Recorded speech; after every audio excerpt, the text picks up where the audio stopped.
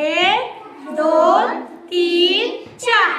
आता तुम्हाला गंमत अशी आहे, याच्यात कोडा असा आहे, याच्यातली एक काडी उचलायची आणि उतरता क्रम झाला पाहिजे. म्हणजे 4 3 2 1. चला कोण येते करायला? जाना पण जरी ये बरं तू ये. उचल एक काडी. करा आराध्या. 4 3 1 2. आपल्याला कसं करायचंय? 1 4 3 2 1. चला आदिती.